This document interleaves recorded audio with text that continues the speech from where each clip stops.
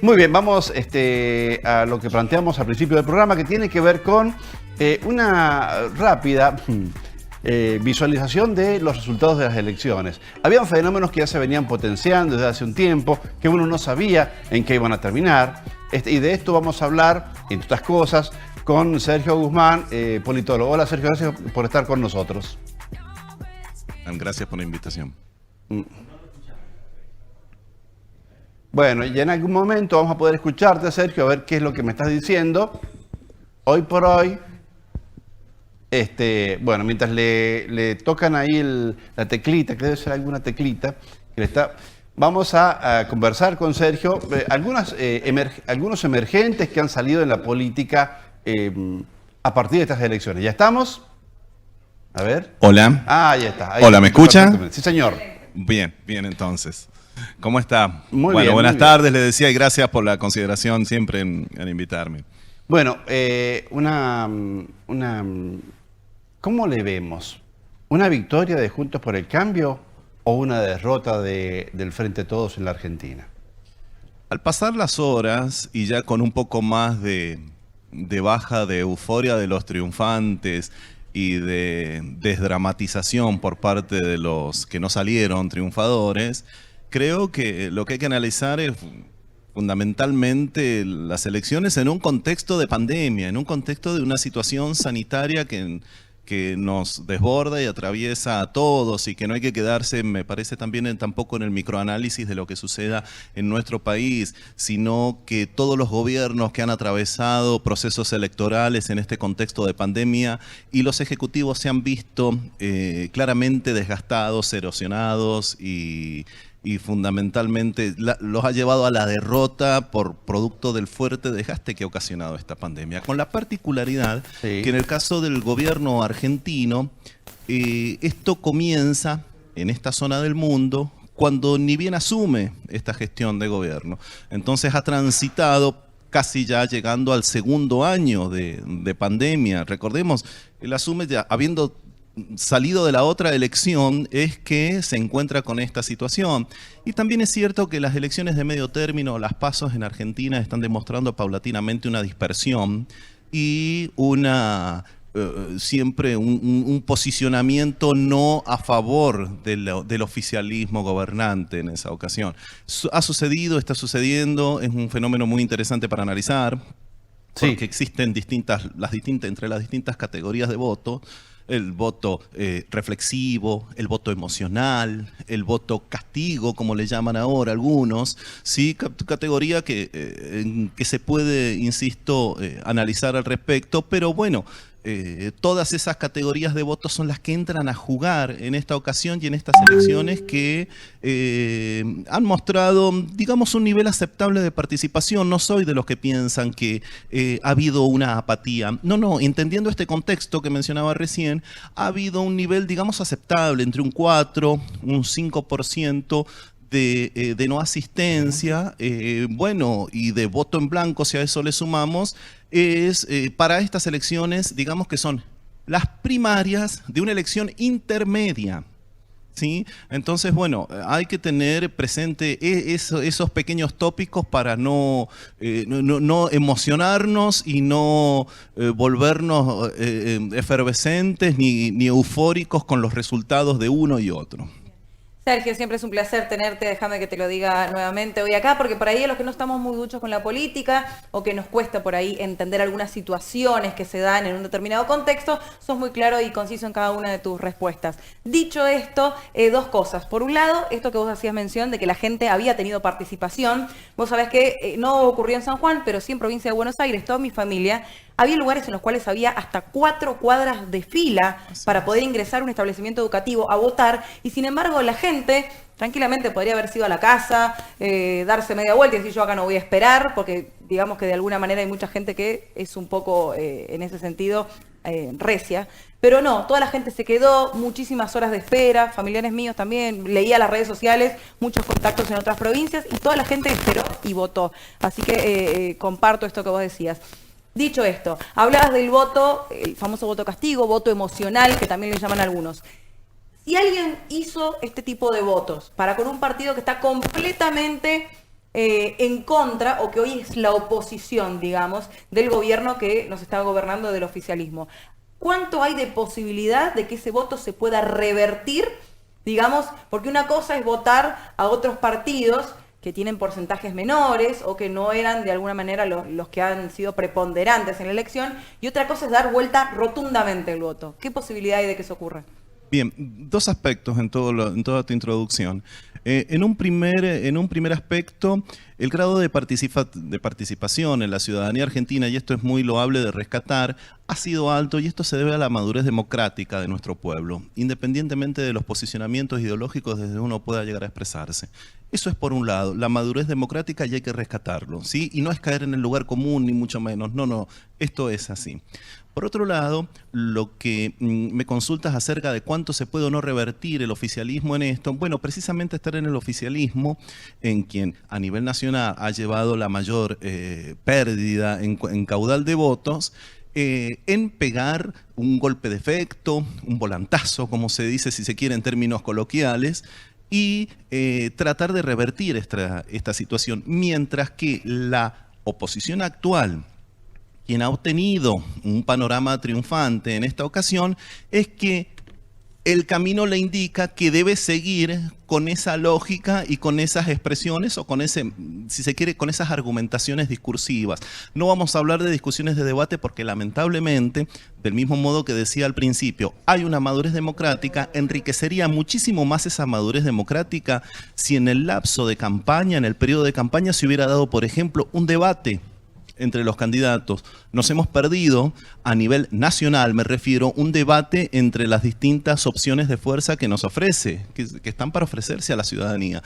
Entonces, en este sentido, creo que, volviendo, el oficialismo es quien debe pegar un golpe de efecto en este sentido, y la oposición, es verdad que también dispersada. El oficialismo se ha enfrentado en esta ocasión con una oposición con un abanico más amplio de opciones, con sectores más radicalizados, con personajes que van surgiendo, con cuestiones más, si se quiere, de derecha, más antagónicas a la opción del gobierno, a ideas progresistas. No, en este caso nos estamos encontrando con ideas más ortodoxas, conservadoras, extremas, y que comienzan a preocupar en algunos sectores y en algunos analistas esta situación al respecto, ¿sí?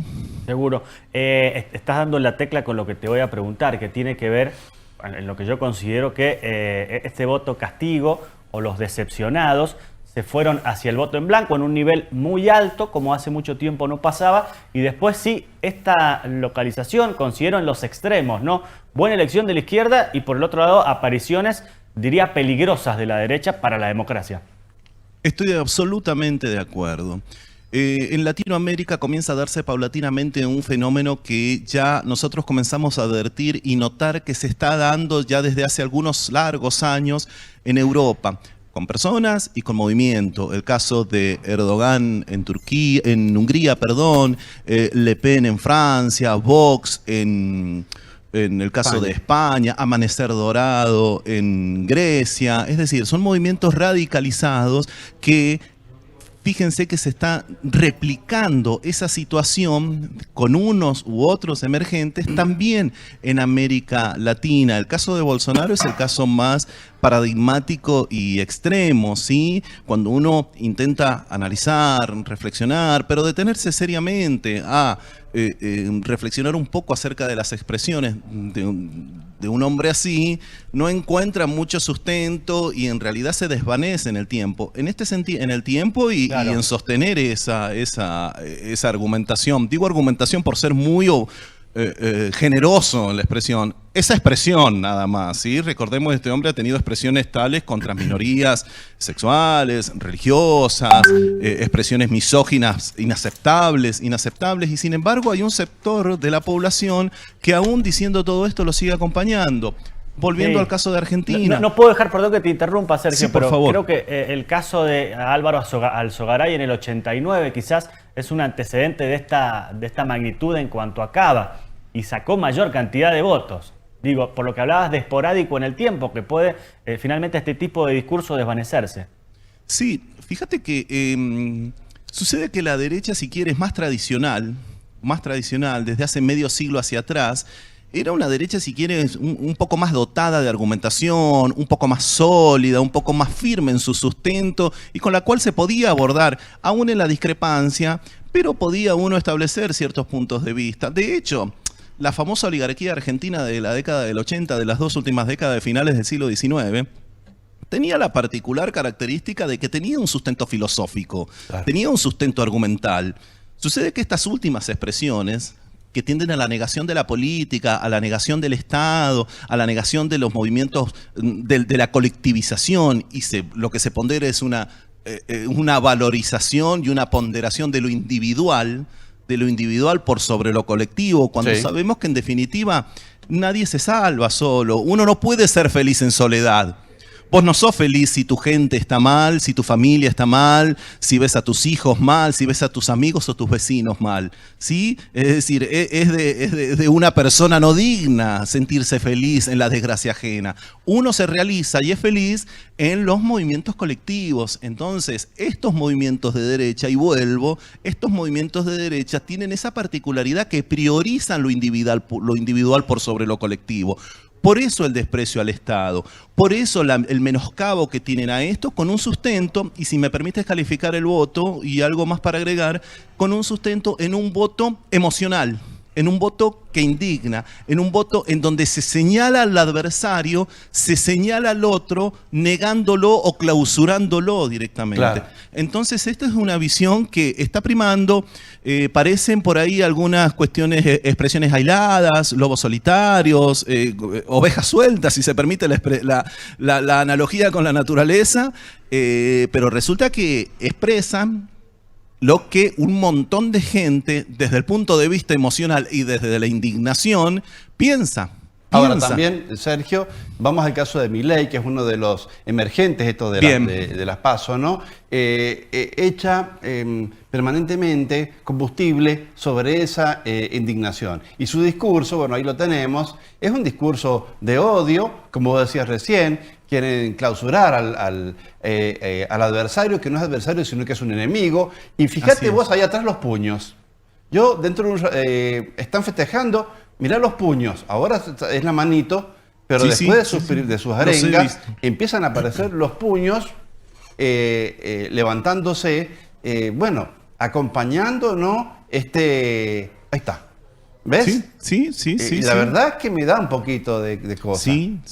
Los totalitarismos más radicalizados, penosamente a lo largo de la historia, han comenzado con ideas que en apariencia o en inicio eran ideas irracionales, locas, ideas que se consideraban, no, es una idea suelta, pero resulta que después se va sumando y esto genera un efecto contagio. En el caso de este hombre, fíjate que fundamentalmente ha traccionado mucho caudal electoral en los jóvenes. Sí, en los como Vox jóvenes. en España. Sí, bueno, exactamente. Y apelando a cuestiones tales como la negación del cambio climático, bueno, ni hablar de la clausura, es decir, nadie en su sano juicio, y usted, amigo mío, que es un estudioso de las ciencias sociales, sabe claramente la importancia de la existencia de un banco central que oriente y dirige la política monetaria, financiera y pública de un Estado. Claro. Este hombre ha tenido expresiones como que va a dinamitar una institución así.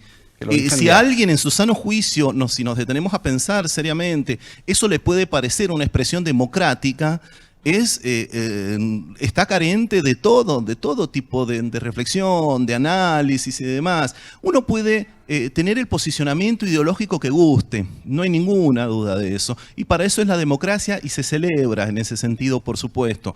Ahora, para tener ese posicionamiento democrático, bueno, uno tiene que hacerse de ciertas argumentaciones, de ciertas herramientas, de cierto fundamento y sustento que me permita sostener esto. No es el otro porque el otro mismo, porque si no surgen expresiones sueltas, clichés, repito frases, copio cuestiones que escucho por ahí, las repito, y se transforman en charlas de esquina o de sabiondos de café, y eso no es un programa político, eso no es una plataforma. Ahora ¿sí? ha pasado de todo, Sergio, en estas PASO, inclusive que hay una candidata que Cintia Fernández, una chica que salió una modelo, bailarina, que dijo que estaba mal tener ideologías. Fíjate vos. Bueno, ¿no? E hizo bueno, ahí está el famoso video de ella. Sí, entiendo. La verdad, amigos de España, de Colombia, de México, me decían si era verdad o era algo truchado, o era de un programa de humor.